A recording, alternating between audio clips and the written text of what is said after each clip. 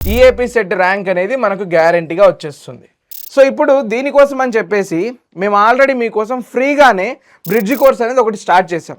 So my dear Amigos, so మర్చిపోకుండా first అయితే మీరు ఈ బ్రిడ్జ్ కోర్స్ క్లాసెస్ అనేవి పక్కా అటెండ్ అవ్వండి. యూట్యూబ్లోనే ఉంటాయి, completely for free free free free. Only classes వింటేనే సరిపోదు కదా, వీ హ్యావ్ టు ప్రాక్టీస్ చేయాలంటే నేను మాక్ టెస్టులు రాయాలంటే నేను టెస్ట్ సిరీస్ అనేది కావాలి.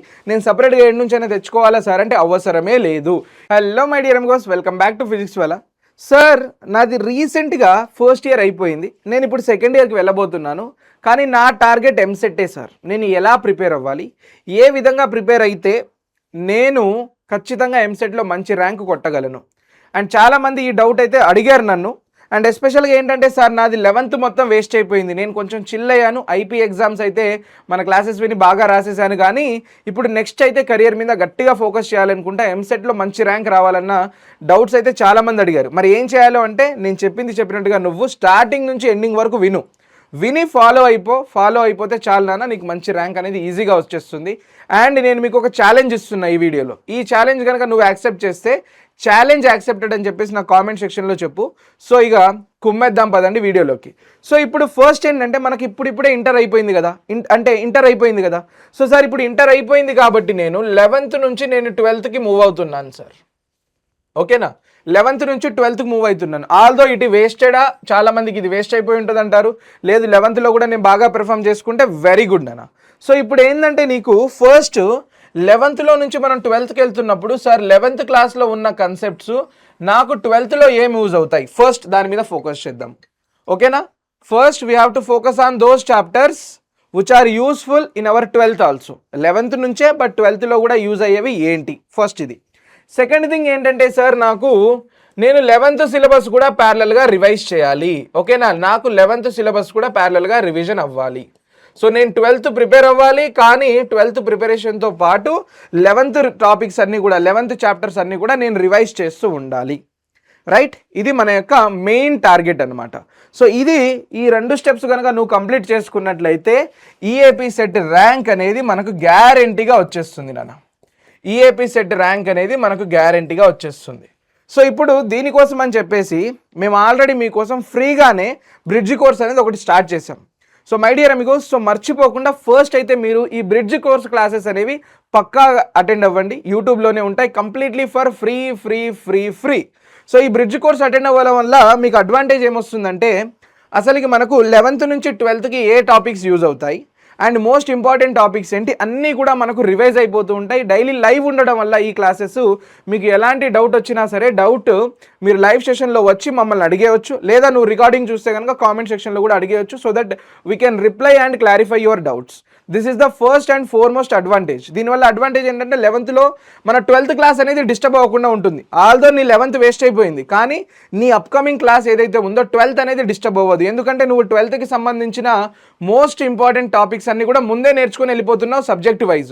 మ్యాథ్స్లో అయితే మ్యాథ్స్, ఫిజిక్స్ అయితే ఫిజిక్స్, కెమిస్ట్రీ అయితే కెమిస్ట్రీ, బయాలజీ అయితే బయాలజీ. నువ్వు చదువుకొని 12thలోకి ఎంటర్ అవుతావు కాబట్టి నీకు 12th పెద్ద డిస్టర్బెన్స్ అవ్వదు. బట్ ఇప్పుడు మన ఛాలెంజ్ ఏంటి సార్, బ్రిడ్జ్ కోర్స్ వల్ల 12th క్లాస్కి నాకు ఏ ప్రాబ్లం లేదు సార్, డోకా లేదు.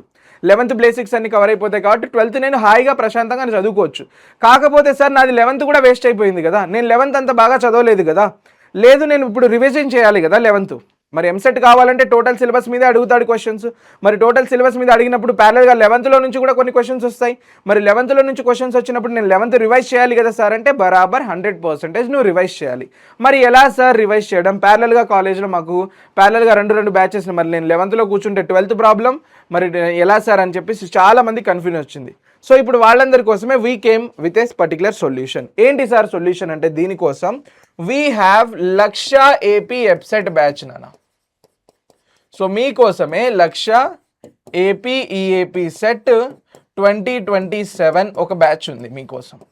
సో ఈ బ్యాచ్లో ఫస్ట్ మనం దీని ప్రైస్ డీటెయిల్స్ మాట్లాడుకునే ముందు, ఇది ఫ్రీ బ్యాచ్ కాదు నాన్న, ఇది పెయిడ్ బ్యాచ్. బట్ దీని గురించి మనం డిస్కస్ చేద్దాం ప్రైస్ డీటెయిల్స్ మాట్లాడుకునే ముందు.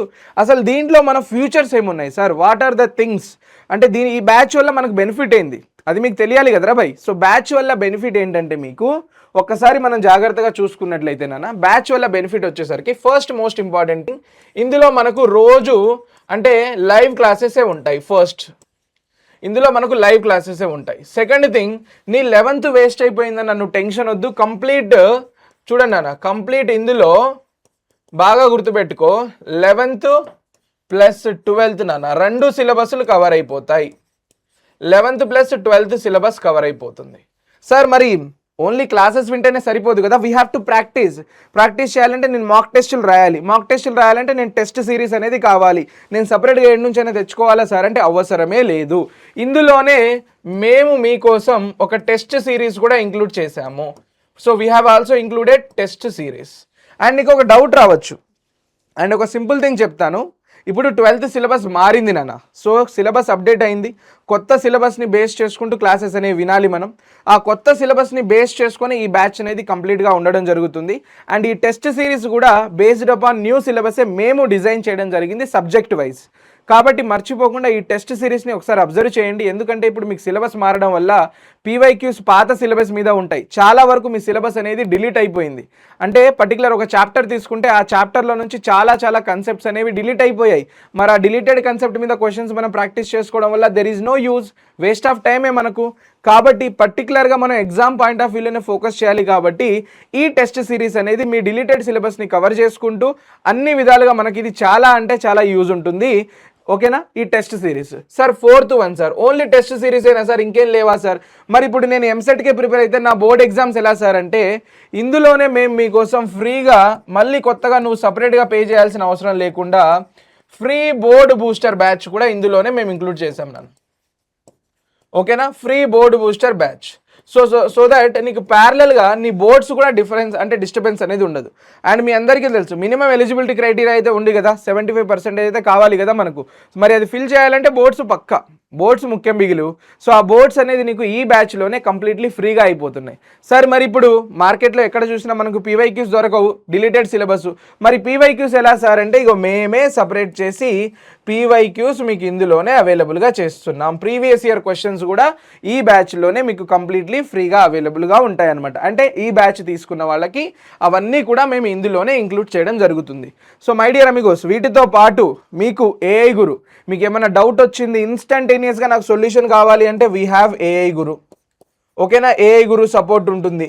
దీంతో పాటు మీకు 7th వన్ చూసుకుంటే మైండ్ మ్యాప్స్ సార్, ఒక చాప్టర్ రివైజ్ చేయడానికి నాకు కావాల్సినటువంటి మైండ్ మ్యాప్స్ అన్నీ ఉంటాయి. Next one sir, short cuts, short notes కావాలి సార్ అన్నిటికీ. So I'm also in need of short cuts and short notes, handwritten notes, class notes, everything is available in this particular batch.